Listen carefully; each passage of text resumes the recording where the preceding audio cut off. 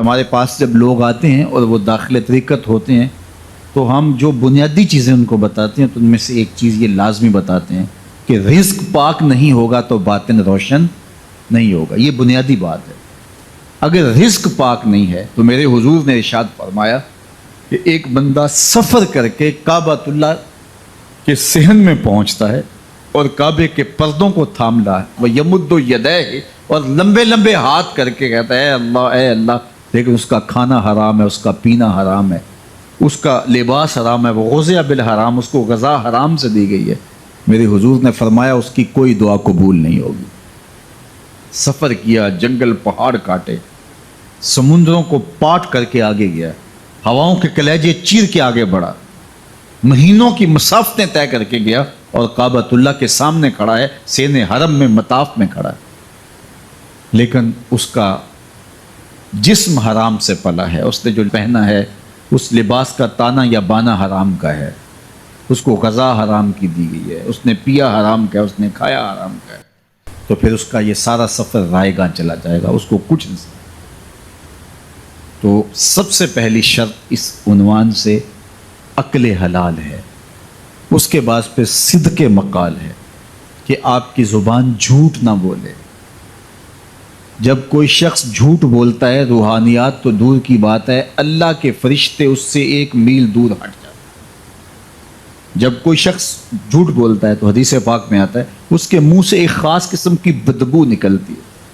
اس بدبو کو ہم نہیں سونگھ پاتے لیکن فرشتے سونگھ لیتے ہیں, کیونکہ فرشتے انتہائی حساس مخلوق ہے, اور وہ جھوٹ کی وجہ سے نکلنے والی بدبو کو سونگھتے ہیں. اللہ نے حضرت امام اعظم امام ابو حنیفہ رضی اللہ تعالیٰ عنہ کو یہ بصیرت عطا کی تھی اور یہ باطنی نظر بخشی تھی کہ جب کوئی شخص وضو کرتا تھا تو اس کے وضو کے پانی سے پہچان لیتے تھے کہ یہ کس گناہ کا مجرم ہے. جب بندہ وضو کرتا ہے تو وضو سے ہاتھوں کے گناہ جھڑتے ہیں, منہ کے گناہ جھڑتے ہیں, تو وہ وضو کے پانی سے اس بات کو محسوس کرتے. اللہ نے ان کو وہ بصیرت عطا کی تھی, لیکن انہوں نے اللہ کی بارگاہ میں عرض کی مالک مجھ سے یہ چیز چھین لے, یہ چیز مجھے نہیں چاہیے. لوگوں کے بارے میں جو ہے وہ ایسا گمان پھر پیدا ہوتا ہے. تو فرشتوں کو اللہ نے وہ حساس جو ہے وہ پاکیزہ وجود دیا, اور ان کی حس ایسی ہے کہ وہ بدبو جو انسان بولتا ہے اور لفظوں سے جو اثرات نکلتے ہیں وہ محسوس کرتے ہیں. تو جب کوئی شخص جھوٹ بولتا ہے تو اس کے جسم سے, اس کی زبان سے جھوٹ کے ساتھ بدبو نکلتی ہے. اللہ کے فرشتے 1 میل دور تک پیچھے. تو مجھے بتائیے, جو شخص جھوٹ بولتا ہو کیا اسے کوئی روحانی مرتبہ مل سکتا ہے؟ یہ سوچا بھی نہیں جا سکتا, یہ امکانات سے ہی نہیں ہے. اللہ کے محبوب علیہ السلام سے پوچھا گیا کہ حضور کوئی مسلمان, کوئی مومن کیا بزدل ہو سکتا ہے؟ فرمایا نہیں, وہ بہادر ہوتا ہے, لیکن ہو سکتا ہے کبھی اس سے بزدلی بھی سرزد ہو جائے. انسانی کمزوری ہے, کبھی انسان بہت طاقت میں ہوتا ہے اور کبھی انسان کمزور بھی پڑ جاتا ہے. وہ میں ہو سکتا ہے کبھی اس سے ہو بھی جائے. پھر پوچھا کہ بخل کر سکتا ہے؟ فرمایا نہیں, مومن سخی ہوتا ہے لیکن ہو سکتا ہے کبھی اس سے بخل بھی ہو جائے. کبھی کبھی دولت اسے اچھی بھی لگنے لگ جاتی ہے, جس طرح فرمایا گیا کہ اولاد مبخلتن مجبنتن, یہ جو اولاد ہوتی ہے یہ بندے کو بخیل بھی بنا دیتی ہے اور بزدل بھی بنا دیتی ہے. جب اولاد نہیں ہوتی تو بندہ سخی بھی ہوتا ہے اور بندہ جو ہے وہ مشکل حالات میں بھی کود جاتا ہے, لیکن جب اولاد ہوتی ہے تو پھر مشکل حالات میں کودنے سے پہلے سوچتا ہے میرے بچے ہیں یتیم ہو جائیں گے. اس کو یہ خیال آتا ہے, پہلے وہ ایسے مال لٹاتا ہے لیکن اولاد ہو جائے تو پھر وہ اولاد کا سوچتا ہے کہ ان کے لیے کچھ میں جمع کر لوں. تو اولاد فرمایا میرے حضور نے کہ مبخلہ و مجبنہ, یہ بخیل بھی کر دیتی ہے اور یہ کمزور اور بزدل بھی بنا دیتی ہے. تو مومن ہوتا بہادر ہے لیکن ہو سکتا ہے کبھی اس سے بزدلی بھی ہو جائے. مومن سخی ہوتا ہے لیکن کبھی ہو سکتا ہے اس سے بخل بھی ہو جائے. لیکن تیسرا سوال حضور سے پوچھا گیا کہ مومن جھوٹا ہو سکتا ہے؟ تو اس پہ 2 ٹوک کہا, نہیں جھوٹا نہیں ہو سکتا. یہ نہیں ہو سکتا کہ مومن ہو اور جھوٹا ہو, وہ سچ بولنے والا ہو. تو عقل حلال اور صدق مقال, یہ 2 خوبیاں جو ہیں یہ اہل اللہ کا ترائے امتیاز ہے, اور یہ مجھے اور آپ کو اختیار کرنی چاہیے. حضرت خلیل اللہ جب وادی غیر ذی زرع میں سیدہ ہاجرہ اور ان کے معصوم نونہال کو چھوڑ کر کے جانے لگے. ایسی وادی جہاں حیوانی وجود بھی نہیں تھا، نباتات بھی نہیں پائے جاتے تھے، پانی کا ایک قطرہ بھی دستیاب نہیں تھا. کالے سیاہ محیط پہاڑ جیسے فولاد پگھلا کے ڈال دیا ہو. وہ وادی جہاں دن کو بھی خوف آئے، وہاں حضرت ہاجرہ نے راتیں بھی گزاری. کتنا دردناک لمحہ تھا. جب سحری کا وقت ہوا، حضرت خلیل اللہ دعائیں دے کے رخصت ہونے لگے.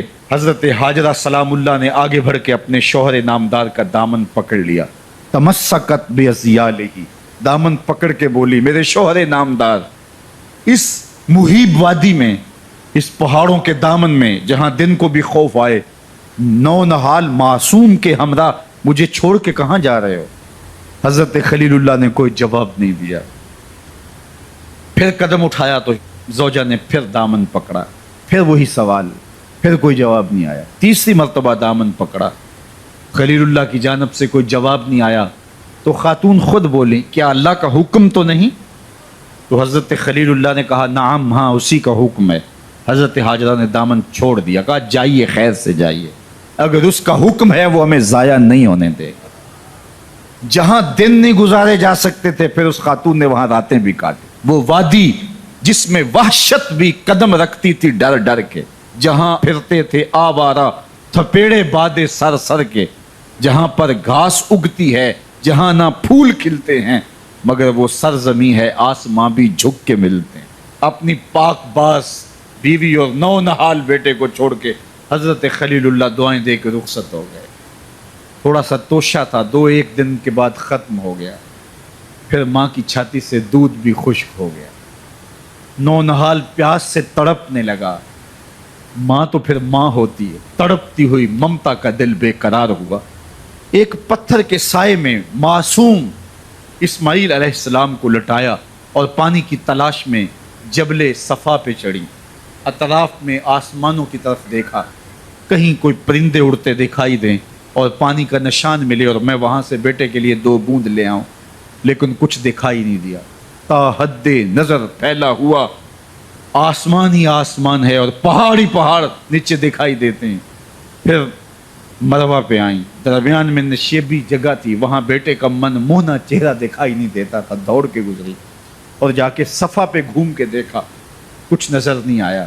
ادھر بھی دیکھ لیا، ادھر بھی دیکھ لیا، لیکن ماں تھی. پھر دوبارہ صفا پہ آئی، صفا پہ دیکھا، کچھ دکھائی نہیں دیا. پھر تڑپ کے مروہ پہ آئیں، وہاں پھر دیکھا، کچھ دکھائی نہیں دیا. پھر صفا پہ آئی، کبھی صفا پہ کبھی مروہ پہ. تڑپتی ہوئی ماں کی ممتا، بے قرار دل. ادھر پانی کی پیاس سے تڑپتا ہوا معصوم اسماعیل پتھر کی اوٹ میں. درمیان سے ماں گزرتی ہے تو بھاگ کے گزرتی ہے کہ بیٹے کا من مونا چہرہ بھی نگاہوں کے سامنے رہے. ذرا منظر تو دیکھو کتنا دل آویز ہے.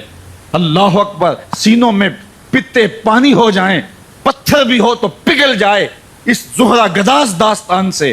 لیکن اللہ پر توکل اور ماں کی بے قراریاں، کبھی صفا پہ کبھی مروہ پہ. زبان پہ شکایت نہیں ہے.